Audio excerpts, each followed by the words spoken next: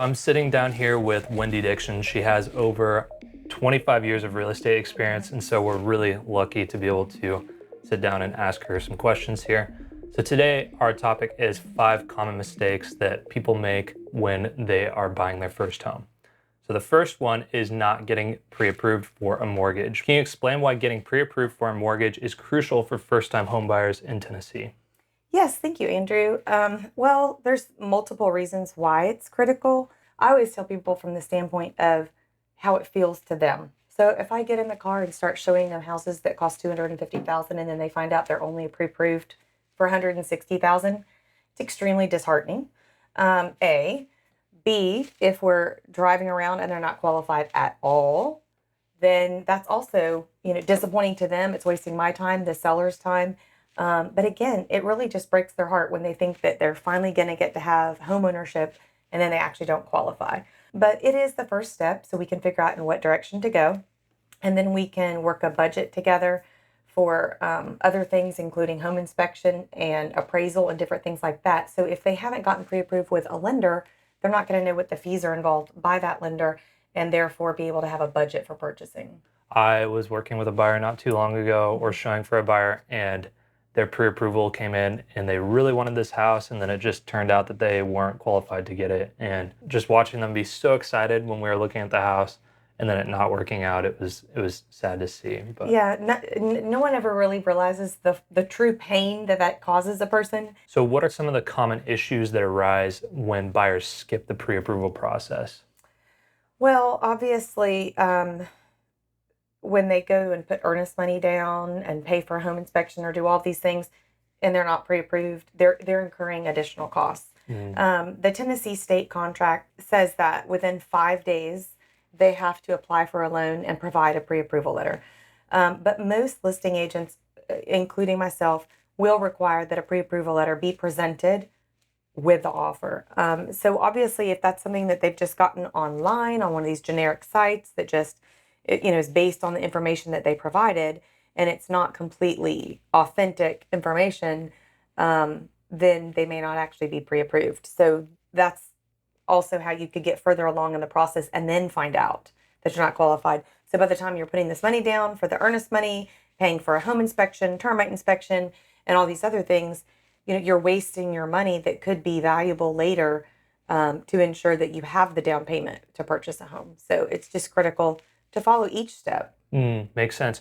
Could you talk a little bit to the difference between getting pre-approved and pre-qualified? Yes. So initially, if someone were to walk into a bank and just say, "Hi, I'm a nurse. I make, $80,000 a year. I also have, I don't know, child support payments being paid to me, in the amount of $400 a month and this and this," and they're spelling out all their income. Okay, great. Okay, let's plug it all in. Okay, well, you would be pre-approved or, for this amount, until they validate all of that information, cross-check it, provide receipts, provide bank statements, and then go back several months and discover the history of how that money has been obtained. And if it was done in the proper channels, then it can't be. So they would just be pre-approved if the bank hasn't actually verified that information, right? Yes, saying that you have something and actually having it are two different things. It's not always on purpose, because I can go into a bank and I'm very, experienced in this. I've been buying and selling homes since I was 22, but I don't realize, the repercussions of pulling things out of different retirement accounts or different CDs or different things, because it's not what I do every day. Even though I sell homes, I'm not a mortgage broker, I'm not a finance person.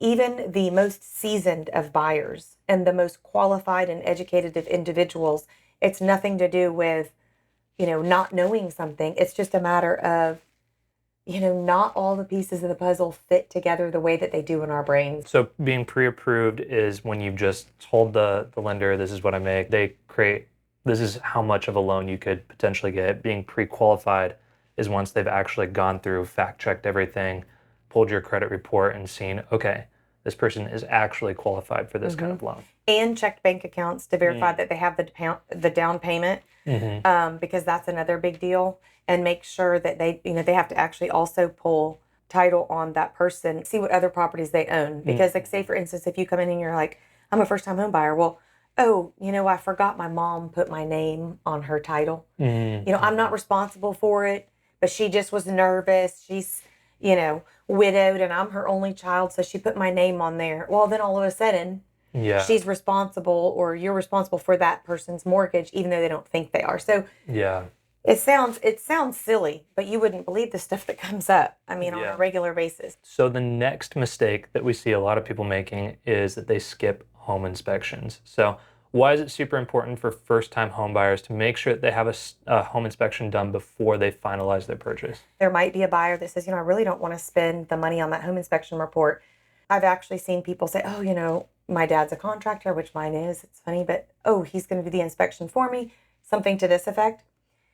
Yes, a home inspector goes to a course to learn how to be a home inspector, but he's also doing a 280 to 350 point inspection to where he's actually checking every outlet in the house, every light switch, pulling things up, pulling carpet back, looking to find flaws or anything that's a red flag. So if someone were to come in and just say, "Hey, we're gonna do our own inspection," they could be missing things that are covered up. The home inspector is a third party. He has no allegiance to the seller. He has no allegiance to the buyer.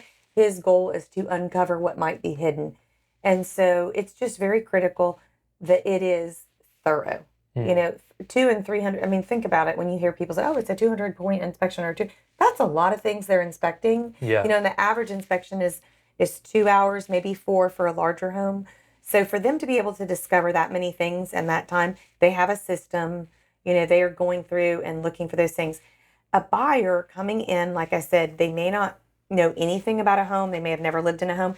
They might not understand how expensive it is, to change out filters and light bulbs and, run different things or to replace different things. So when you go through a home and you say, oh, wow, great. It has an air conditioner. It has this, it has that. You're so excited. You don't think about, wow, this system's 35 years old or wow, this. So on first glance, and I'm guilty of it too. We tend to buy a little bit on emotion. Yeah. So you get inside and you get excited if you're happy or elated.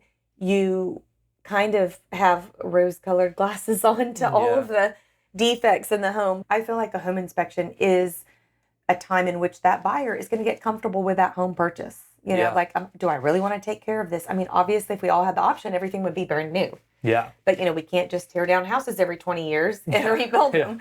So it's all about finding one that's been maintained well or systems have been replaced that will last for longevity. Let's move on to mistake number 3, which would be overlooking additional costs. So when you're buying a house for the first time, you might not be aware that there's a lot of costs that are going to be outside of your mortgage payment. So Wendy, could you kind of break that down and talk us through some of the additional things you're going to have to pay for when you're buying your first home? Depending on the lender and what their rules are, they're going to collect some prepaids. Prepaids are insurance, taxes, and interest. So they're going to take possibly anywhere from 3 to 6 months worth of insurance and 3 to 6 months worth of taxes. And they're going to charge that to the buyer at closing and put it on their settlement statement.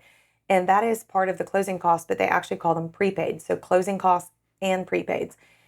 Another thing that's really popular right now that buyers don't know about is discount points or buy downs. So they might go in and because the mortgage broker wants to pre-approve them for the loan, they might go in and say, this is what I can afford. Well, in order for them to get their payment to where they can afford it, they might have to charge them some discount points that they are going to have to pay to get the interest rate that they're getting. They might think, oh, I'm getting a loan for $92,000. So what's important is look at your purchase price and your loan amount and look at your down payment and look at the difference in that. Something you want to look at on that statement is your loan going to be a $92,000 balance or is only $3,000 of that go towards the purchase price and you're actually going to have a loan for $97,000 or $100,000 because what are those $8,000 that you're bringing to closing or that 8% in this instance covering? What part of it's your down payment? What part of it is your expenses? Yeah. So your appraisal will run anywhere from $450 to $750,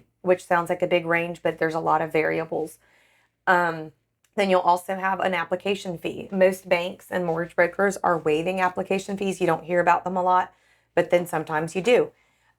Their fees are sometimes called an origination fee. So it could be anywhere from 0.5% to 3%. I've had people ask me to look at statements before and they've been so extremely high. And I'm like, standard is 1%. So I typically tell people, ask 2 or 3 opinions of a mortgage broker. Sometimes you'll work with a realtor that has just a really good experience with a particular person, and that trust and faith in that person is high.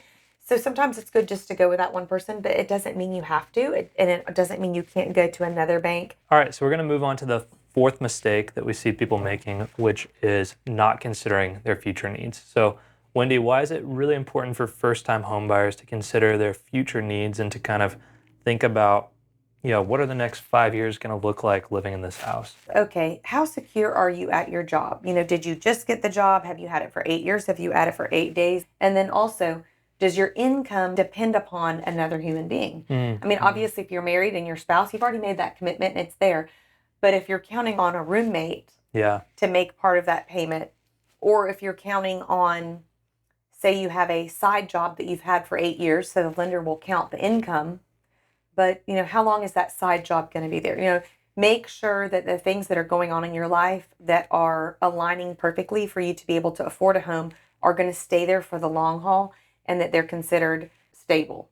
Yeah. So I had a lady that moved into town one time and purchased a home, and it was just after COVID, and they told her she could work from home. Mm-hmm. No problem. So she left town, moved away, bought a house. 18 months later, the lender decided that, guess what? Now you have to come in the office. And she lived over 90 miles away from the office. Oh, no. So she's stuck in this situation where she just bought the house. The house was only worth what she paid. It wasn't worth any more. She got one of these loans where she was just tightly vested, very minutely vested in it financially, to where she put a very low down payment on it. So she couldn't actually get out of the house properly. And it would be a situation where maybe she could rent it to someone, but then she wouldn't be able to go back to where she lived to buy a home because she has this mortgage. Okay, let's move on to the final mistake we're going to talk about in this video, which is making emotional decisions. So how can emotions impact the decision-making process for first-time homebuyers? Well, first of all, I would like to answer, instead of that question, how many times do people make emotional decisions? I would just have to say the majority of the time. I couldn't give you any numbers, but I feel like, a person will call me on the phone and I'll say, okay, what are your absolute must-haves? Get a piece of paper out and you start listening. I really want the master on the main, or I really want a level backyard, or I really want it to be 10 minutes to my favorite motor bike park, or my favorite jogging place. Whatever it is that's their passion, they want to be close to that, or so many minutes to work. So you start showing them houses and they walk in and they just, there's a smell that reminds them of grandma's house, or there's a smell that reminds them of somewhere that they went that had like this nice elated time, or they walk in and the living room looks just like that fabulous Airbnb they went to, and it was such a relaxing vacation. It was their first time ever. So they're mesmerized by this pretty furniture, or this pretty smell, or this emotion, or the sunshine, or the time of day, or they just came from somewhere very happy, and they go in and they buy on emotion. And then later they're like, wow, why did I get this? That's why I think it is critical that you have a realtor to help you, and that you're honest with your realtor about what your true needs are and what your basic needs are, so that they can be factored into the mix and reminded of, it's not a problem to buy on emotion, because sometimes, your emotions are true and they'll last. But what if they're not? And what if you're missing some hypercritical, like, oh, wow, this is actually 45 minutes from work and gas is almost $4 a gallon. Can you afford to now be 40 minutes away instead of riding your bike? Yeah. I think that also speaks to why it's important when you're choosing a realtor to choose somebody that has your best interest in mind and isn't just trying to make money really fast. Yes, that's a problem. And I think that sometimes when you have a very money, income-driven agent, they can also overlook red flags. Yeah, I mean, if you're around a realtor and you can tell that their main goal is just to make this sale, then that's probably a pretty big red flag. It is. And that's why you have to kind of read through the verbiage that you're hearing. This is an excellent buy. Okay, back up that statement Yeah. with facts. Send me comps. That's one Yeah. thing that you can ask someone. Send me comps. Send me a 5-year cost breakdown of this home. So there's just so many things that are involved in the process that you really want someone in your corner that's going to fight for you and protect you and ask the right questions to make sure you're going in the right direction. Well, Wendy, I think that's all that I plan to ask. Do you have anything else that you want to add? No, I don't think so. Sweet. I don't feel like I brought much to the table on those answers, but hopefully No. there was some little tidbit that someone can take away, just one little nugget that will help them, buy their first home. No, yeah, that was great. Thank you so much, Wendy. And if you guys have any real estate needs in the Ottawa or Chattanooga area, feel free to reach out with the contact info in the description below. Thanks so much for watching, and we'll see you in the next one.